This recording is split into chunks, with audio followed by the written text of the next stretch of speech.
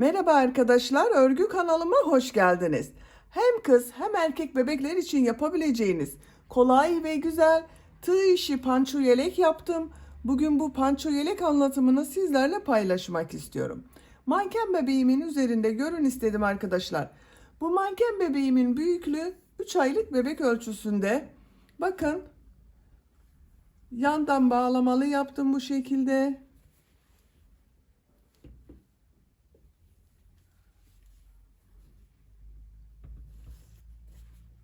Çok güzel görünüyor. Bebeği giydirip çıkarması kolay. Bu yandan yaptığımız ip kordonları açıyoruz.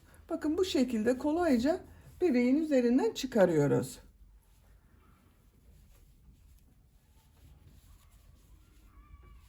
Görüntüsü bu şekilde arkadaşlar.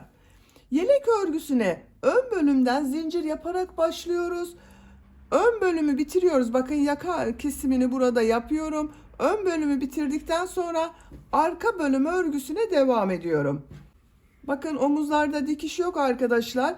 Örgüyü tek parça şeklinde örüyorum.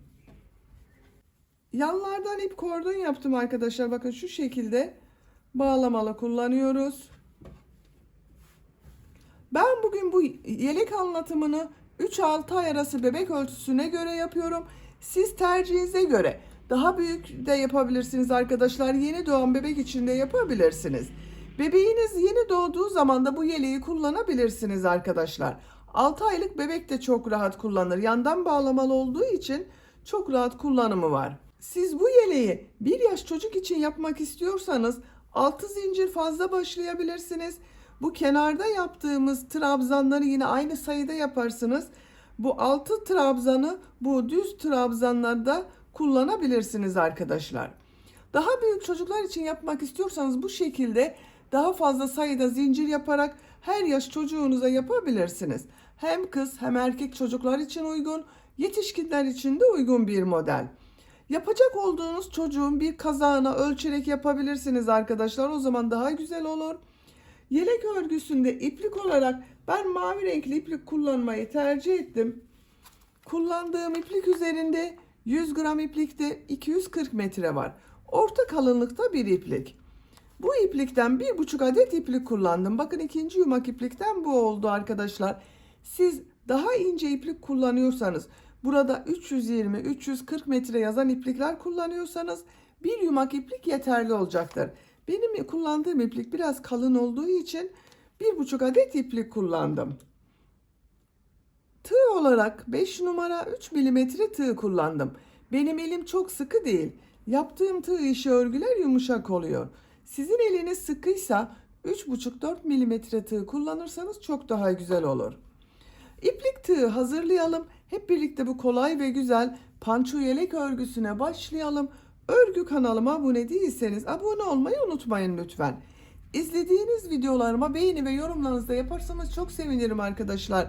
Sizlerden gelen beğeni ve yorumlar örgü kanalımın devamlılığı için çok önemli. Beğeni ve yorumlarıyla destek olan bütün arkadaşlara ayrıca teşekkür ederim. Hepinize kolay gelsin. İyi çalışmalar. Zincir yaparak başlıyoruz. İlk ilmeği ben bu şekilde yapıyorum. Zincirleri yapmaya başlıyorum. Çok sıkı zincirler yapmıyorum. 54 zincir yapalım. 54 zincir yaptım. Çok sıkı zincirler yapmadım. 54 zincirin kaç santimetre olduğunu ölçüyorum.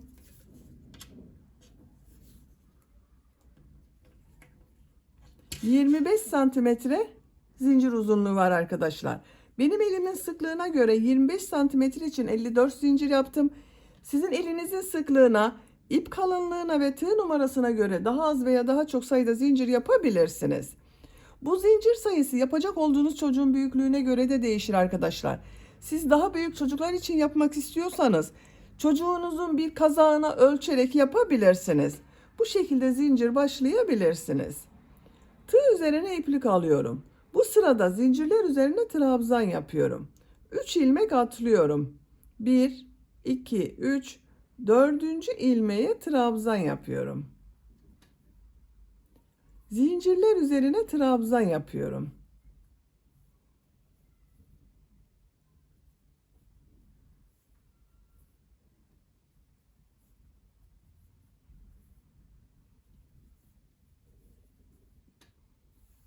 Sıra sonuna kadar devam edelim. Sıra sonuna kadar tamamladım. Bu sıra başında yaptığım 3 zincir ile birlikte bu bir sıra üzerinde 51 trabzan var. 3 zincir yapıyorum. Örgüyü çeviriyorum. Bu sırada yaptığım bu trabzanları bir düz bir ters trabzan yapıyorum. İlk trabzan düz taraftan bakın şu şekilde trabzan yapıyorum. Üzerine yapmıyorum. Bakın böyle yapmıyorum arkadaşlar. Ters taraftan boşluktan alarak trabzan yapıyorum.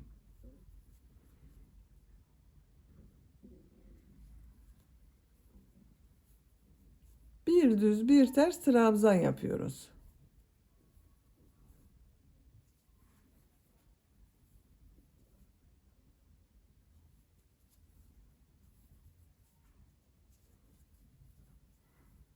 Görüntüsü bu şekilde oluyor. Sıra sonuna kadar devam edelim. Sıra sonuna kadar tamamladım.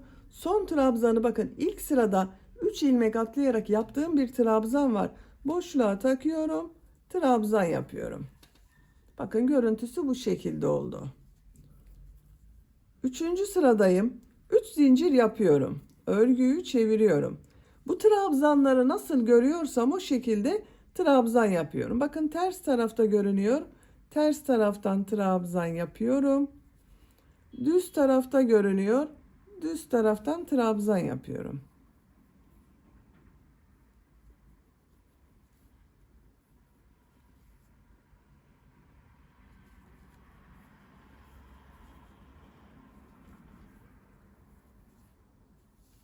Sıra sonuna kadar devam edelim. Sıra sonuna kadar tamamladım. Bir sıra daha bir düz bir ters trabzan yapıyorum. 3 zincir yapıyorum. Örgüyü çeviriyorum. Nasıl görüyorsam o şekilde trabzan yapıyorum. Sıra sonuna kadar devam edelim. Sıra sonuna kadar tamamladım. Bakın bir sıra trabzan sırası yaptım. 1, 2, 3 sıra bir düz bir ters trabzan yaptım. Toplam 4 sıra oldu. Ben burada bitiriyorum arkadaşlar. Siz tercihinize göre bir sıra daha bir düz bir ters trabzan yaparak devam edebilirsiniz. Bu sıradan itibaren sıra başında ve sıra sonunda 7 trabzanı bir düz bir ters trabzan yapacağız. Ortada kalan trabzanlar üzerine trabzan yapacağız. İşaret yapıyorum. Bakın 1, 2, 3, 4, 5, 6, 7. Bu trabzana işaret yapıyorum. Sıra sonundan da sayıyorum. 1, 2, 3, 4, 5, 6, 7. 3 zincir yapıyorum. Örgüyü çeviriyorum. Nasıl görüyorsam o şekilde trabzan yapıyorum. Bakın bu 3 zincirde bir trabzan, 2, 3, 4, 5, 6, 7. En son düz taraftan trabzan yaptım. Bu trabzanların üzerine trabzan yapıyorum. Bakın şu şekilde üzerine trabzan yapıyorum.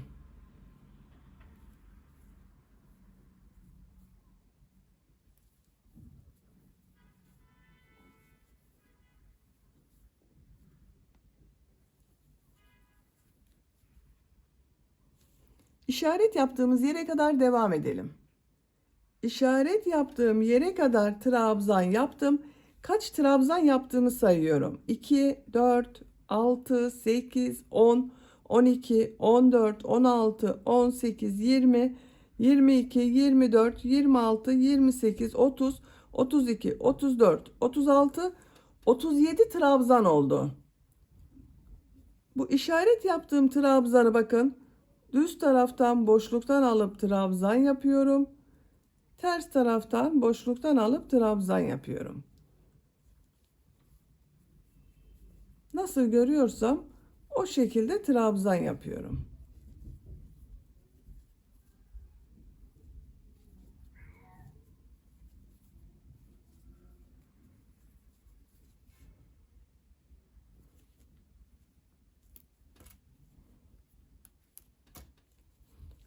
3 zincir yapıyorum.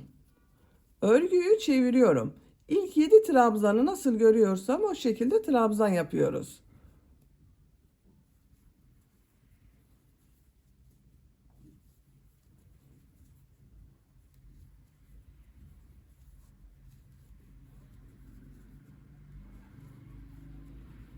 Yedi trabzanı yaptım.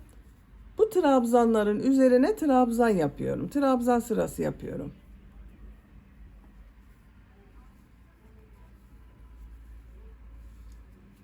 Buraya kadar devam edelim. Sıra sonunda 7 trabzanı da nasıl görüyorsan o şekilde boşluktan alıp trabzan yapalım. Sıra sonuna kadar devam edelim. Sıra sonuna kadar tamamladım. Sıra sonunda da bakın 7 trabzanı bir düz bir ters trabzan yaptım. Örgü bu şekilde devam edecek arkadaşlar. Sıra başında ve sıra sonunda 7 trabzanı bir düz bir ters trabzan yapalım. Ortada bulunan bu trabzanları düz trabzanlar yapalım. Örgüye devam edelim. Örgüyü buraya kadar tamamladım arkadaşlar. Kaç sıra yaptığımı sayıyorum. Bakın bu düz yaptığım trabzan sırasını sayıyorum. 2, 4, 6, 8, 10, 12, 14, 16, 18 sıra yaptım. Santimetre olarak ölçüyorum. 20 santimetre yükseklik var. Bu sırada bu düz yaptığımız trabzanları da burada yaptığım gibi bir düz bir ters trabzan yapacağız. 3 zincir yapıyorum. Örgüyü çeviriyorum. Nasıl görüyorsam o şekilde trabzan yapıyorum.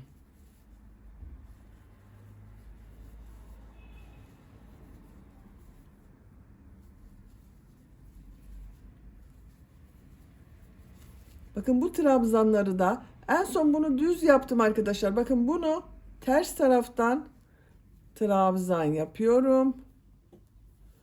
Düz taraftan trabzan yapıyorum. Ters taraftan trabzan yapıyorum. Düz taraftan trabzan yapıyorum. Sıra sonuna kadar devam edelim. Sıra sonuna kadar tamamladım.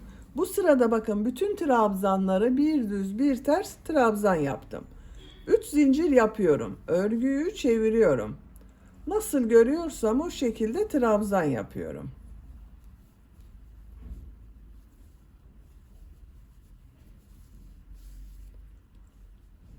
Sıra sonuna kadar devam edelim. Sıra sonuna kadar tamamladım. 3 zincir yapıyorum. Örgüyü çeviriyorum. Nasıl görüyorsam o şekilde trabzan yapıyorum. Sıra sonuna kadar devam edelim. Sıra sonuna kadar tamamladım. Bu bölümde bakın arkadaşlar 1, 2, 3 sıra bir düz bir ters örgü yaptım. Burada bitiriyorum. Bu sırada yaka boşluğunu ayarlayacağız. Buradan sayıyorum bakın. 2, 4, 6, 8, 10, 12, 14, 15. trabzana işaret yapıyorum. Diğer taraftan sayıyorum. 2, 4, 6, 8, 10, 12, 14, 15. Bu bölüm yaka boşluğu olacak.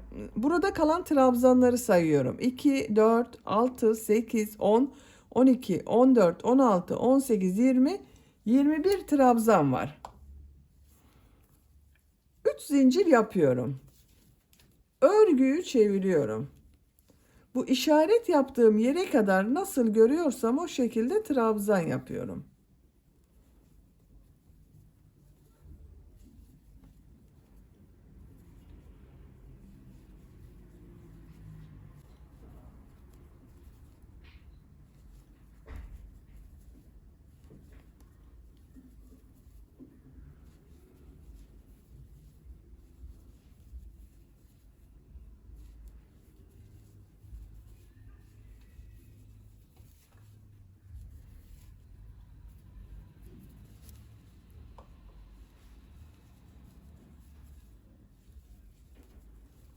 Bakın işaret yaptığım trabzanı şu şekilde trabzan yapıyorum.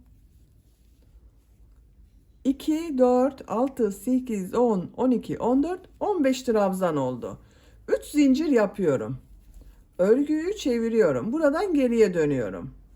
Trabzanları nasıl görüyorsam o şekilde trabzan yapıyorum. Sıra sonuna kadar devam edelim. Sıra sonuna kadar tamamladım.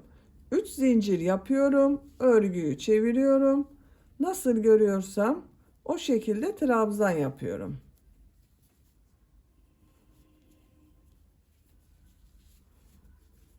Bakın arkadaşlar, bu şekilde oluyor. Bu yaka örgüsüne bu sıraları tekrarlayarak devam edelim. Bu yaka bölümünü 9 sıra yaptım. 1, 2, 3, 4, 5, 6, 7, 8, 9.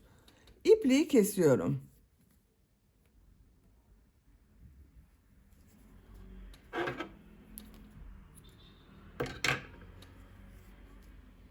Bakın görüntüsü bu şekilde oldu. Siz daha büyük çocuk için yapıyorsanız bunu 10 sıra yapabilirsiniz. Şimdi diğer tarafı yapalım. Bu işaret yaptığım trabzanın ilmeğine ipliği bağlıyorum.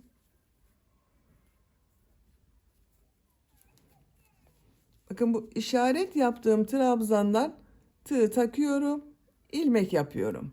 3 zincir yapıyorum. Trabzanları nasıl görüyorsam o şekilde trabzan yapıyorum.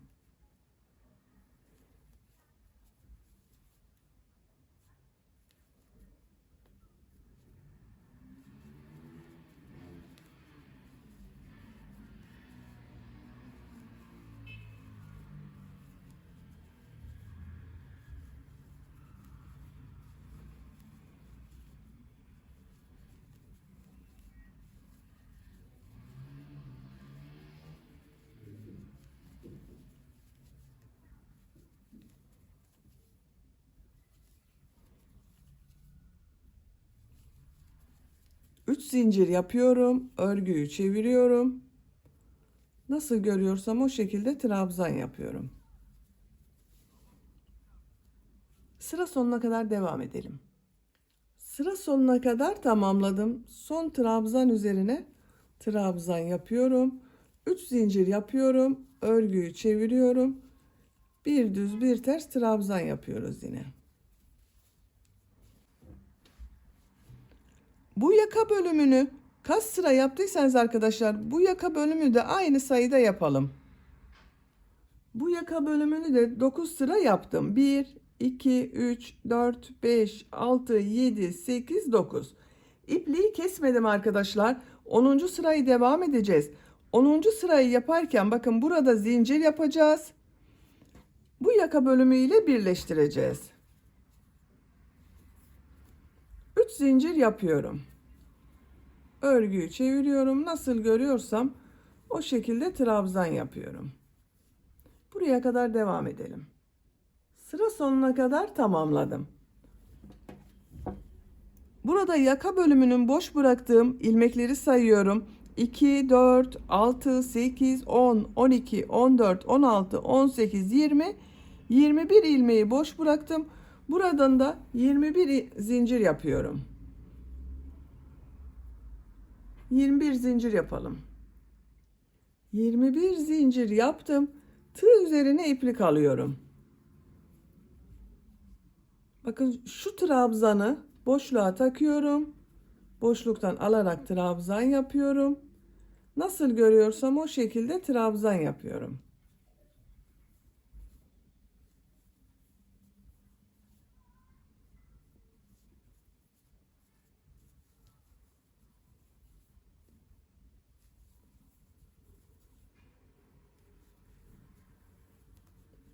Bakın arka bölümün zincirlerinde burada boş bıraktığımız zincirleri arka bölüm içinde yaptım arkadaşlar.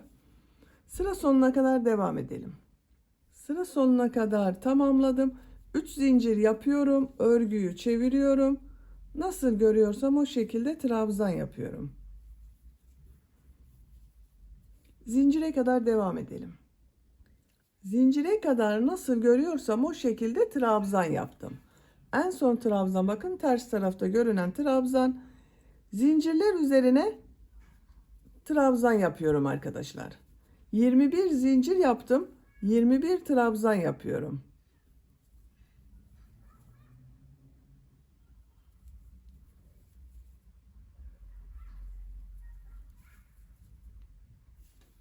Buraya kadar devam edelim.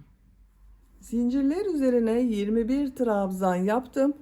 Burada bulunan trabzanları nasıl görüyorsam o şekilde trabzan yapmaya devam ediyorum.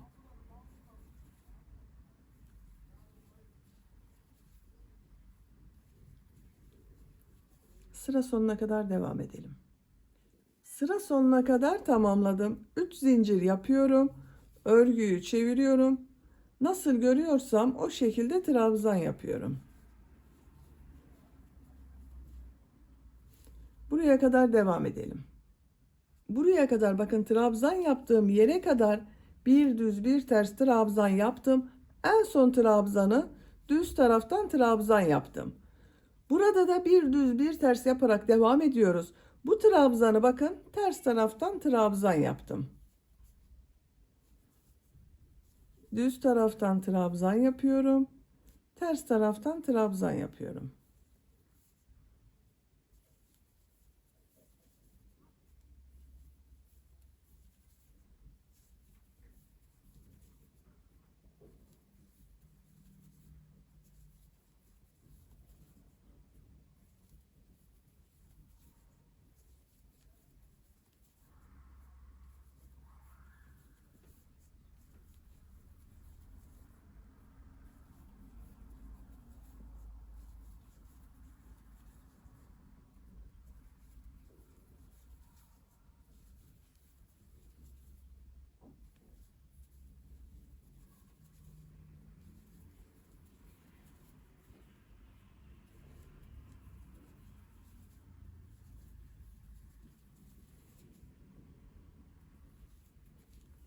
Bakın en son trabzanda ters taraftan trabzan yaptım. Düz taraftan trabzan yapıyorum. Sıra sonuna kadar devam edelim. Sıra sonuna kadar tamamladım. 3 zincir yapıyorum. Örgüyü çeviriyorum. Nasıl görüyorsam o şekilde trabzan yapıyorum. Örgü bu şekilde devam edecek arkadaşlar. Bakın. Kaç sıra yaptığımı sayıyorum. Bu bir düz bir ters örgüyü. 1, 2, 3, 4, 5, 6, 7, 8, 9, 10, 11, 12, 13, 14 sıra yaptım. Bakın bu arka bölüme kadar 14 sıra yaptım. Burayı da buradan itibaren 14 sıra bir düz bir ters trabzan sırası yaparak devam edelim. 14 sıra bir düz bir ters trabzan yaptım. 1, 2, 3, 4, 5, 6, 7, 8, 9, 10, 11, 12, 13, 14. Görüntüsü bu şekilde oldu arkadaşlar. Bakın. Bu sıradan itibaren sıra başında ve sıra sonunda 7 trabzan yapıyorum. Ortada bulunan trabzanları normal ikili trabzan yapıyorum. 3 zincir yapıyorum. Örgüyü çeviriyorum. Düz taraftan trabzan yapıyorum. Ters taraftan trabzan yapıyorum. Düz taraftan trabzan yapıyorum.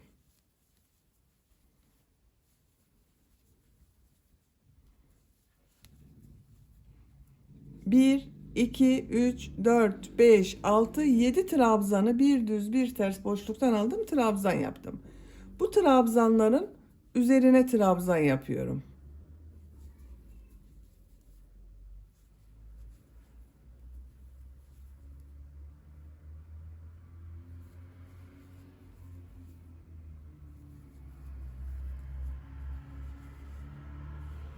Sıra sonunda 7 trabzanın kalasıya kadar düz trabzanlar yapalım. Sıra sonunda 7 trabzan kalasıya kadar trabzan yaptım. Bakın 1, 2, 3, 4, 5, 6, 7. Bu trabzan ters tarafta görünüyor. Ters taraftan trabzan yapıyorum. Düz taraftan trabzan yapıyorum.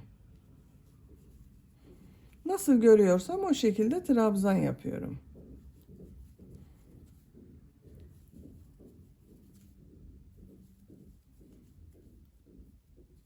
3 zincir yapıyorum. Örgüyü çeviriyorum. İlk 7 trabzanı nasıl görüyorsam o şekilde trabzan yapıyorum.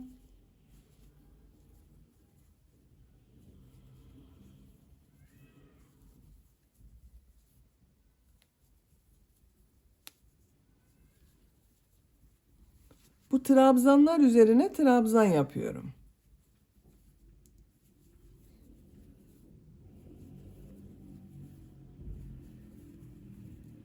Bakın arkadaşlar.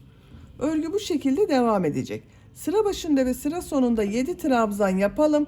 Ortada bulunan trabzanlara trabzan yapalım. Burada yaptığımız gibi yapıyoruz. Bakın şu şekilde buraya kadar devam edeceğiz. Arka bölüm örgüsünü buraya kadar tamamladım. Bakın. Kaç sıra yaptığımı sayıyorum. 2, 4, 6, 8, 10, 12, 14, 16, 17 sıra yaptım. Bu sıradan itibaren hepsini bir düz bir ters trabzan yapacağız.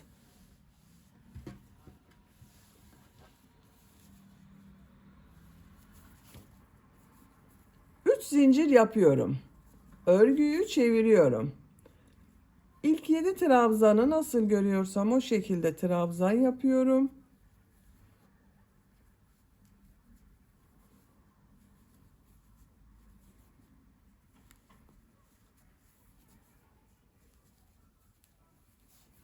Bakın son trabzan düz taraftan trabzan yaptım.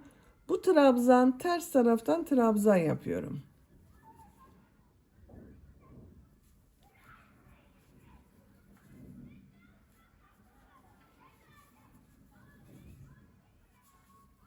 Bir düz bir ters trabzan yapıyoruz. Sıra sonuna kadar devam edelim. 3 zincir yapıp geriye dönelim. Burayı kaç sıra yaptıysanız burası da aynı olacak arkadaşlar. Ben 3 sıra yaptım. Buraya da 3 sıra bir düz bir ters trabzan yaparak tamamlayalım. 3 sıra olarak tamamladım. Bakın görüntüsü bu şekilde oldu. 1, 2, 3. İpliği kesiyorum.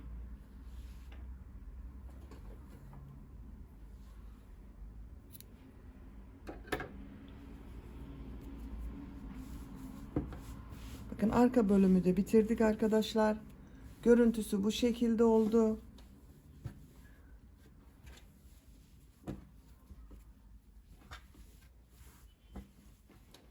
Yandan bağlamalı yapacağız. Bu iki tarafına bir buraya bir buraya bir buraya bir buraya ip kordonlar yapacağız. Nereden ip kordon yapacağıma bakıyorum. Bakın şu düz yaptığım trabzan sırasını sayıyorum.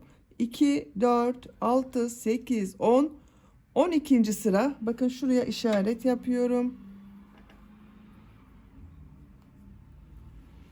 Aynı sıranın karşısına da işaret yapıyorum.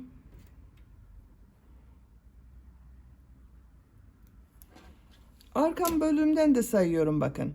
2, 4, 6, 8, 10, 12.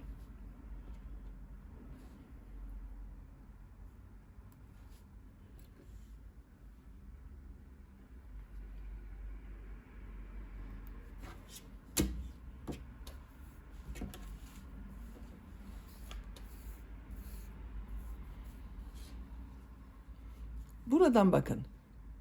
Şu ilmeğe ipliği bağlıyorum. İçte görünen ilmek bakın örgünün ters tarafında görünüyor. Buradan zincir yapıyorum.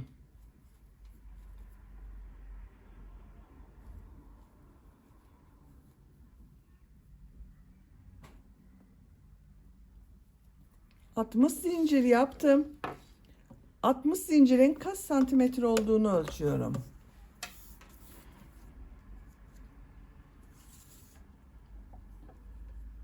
25 santimetre zincir uzunluğu var arkadaşlar.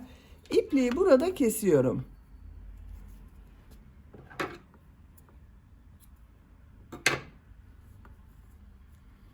Bakın ip kordonun birisini yaptım. Bu işaret yaptığımız yerleri de diğer ip kordonları yaparak tamamlayalım. 4 ip kordonu yaptım. Bakın bu şekilde oldu.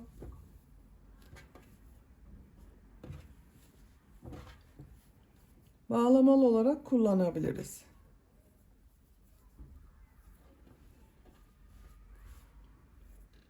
Bitmiş olarak ölçülerini söylüyorum. Gövde genişliğini ölçüyorum. 24 santimetre. Yüksekliğini ölçüyorum. 28 santimetre. 3-6 ay arası bebek ölçüsüne göre yaptım. Bu şekilde oldu arkadaşlar.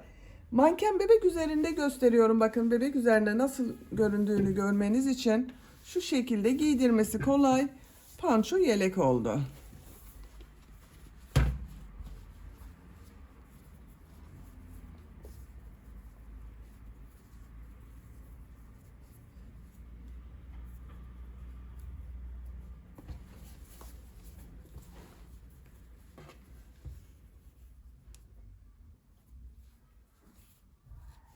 Bu bebek mankenim 3 aylık bebek ölçüsünde. Bakın bunun üzerinde bu şekilde durdu.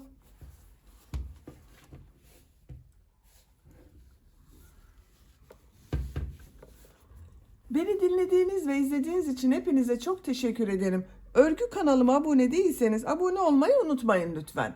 Sizlerle yeni örgülerde görüşmek dileğiyle. Hoşça kalın, sevgiyle kalın.